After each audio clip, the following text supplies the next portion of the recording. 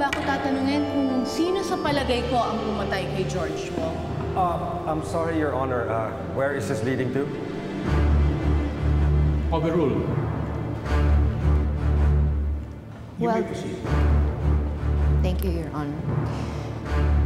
So, please tell us, sino sa palagay ninyo ang bumaril kay George Wong? Objection, Your Honor. We cannot allow this line of questioning. No. Sasabihin ko na Your sa Honor, inyo please. kung sino sa palagay ko ang pumatay kay George Wong. Please proceed, Mrs. Wong. Ang asawa ko, si William Wong. Nakita ko si William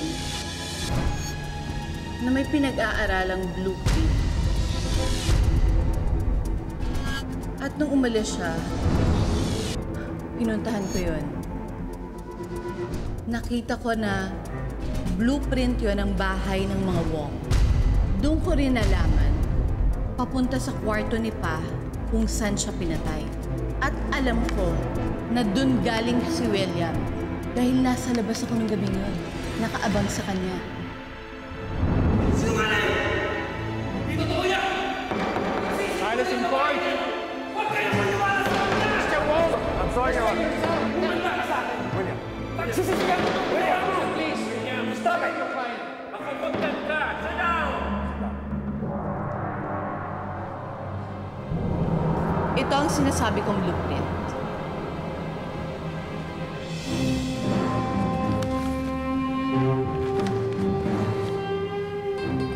Your Honor, can we mark this as evidence? Exhibit X. Your Honor, I'd like to approach the bench. I'd like to see the blueprint.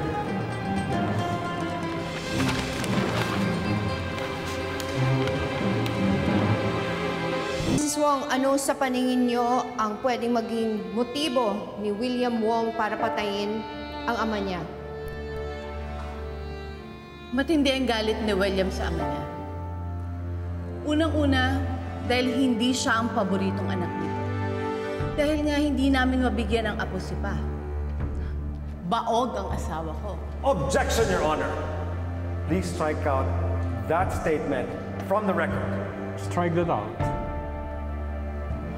Isa pa dito, si Charles ang paboritong anak ni Pa.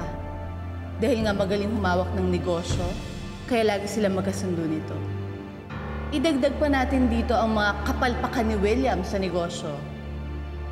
Lalong-lalo na ang pagkawala ng Avenida property dahil na rin sa kapabayaan ni William.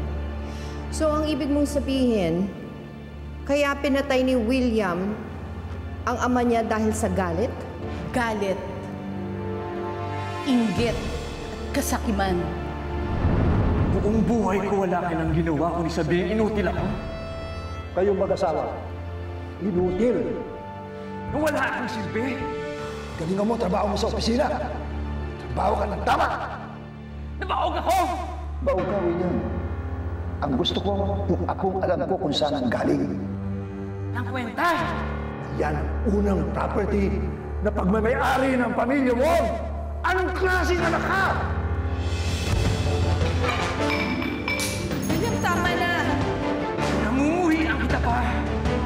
Umanda ka at paglalamayan din ang katawan mo! Paalisin niyo babae niya!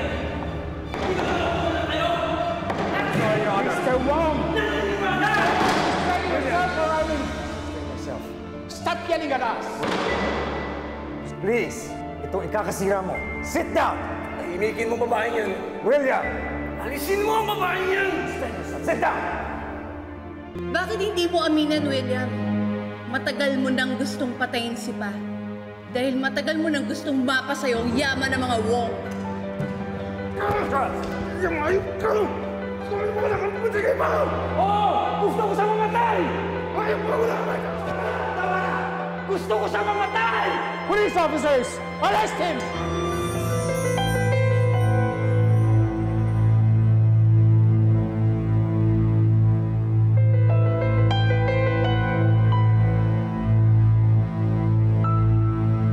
Na sinasabi ni Mrs. Wong sa testimonya niya. Yun nga yun. Yan din yung pinto papunta sa kwarto ni Pa. Okay. Sir, thank you very much po. Magsasabit na po kami ng report sa chief namin. Tatawagan na lang namin kayo kapag kumpirmado na ang lahat. Sige, salamat. Sige po.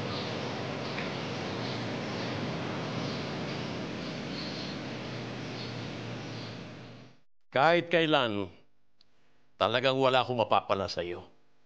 Bakit mo pinabayaan na makita ng asawa mo ang blueprint at secret passageway?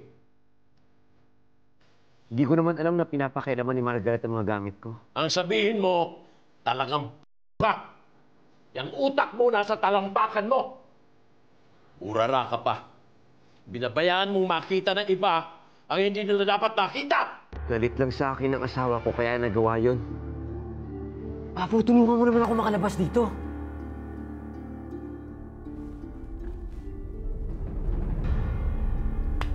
Sige. Tingnan ko kung ano magagawa ko. Pero mula ngayon, itong tandaan mo, mag-isa ka na lang. At huwag mo nang idadawit ang pangalan ko. Pero alam mo namang hindi ako pumatay kay Pa, di ba? In that case, my boy, you have nothing to fear. I'll go ahead.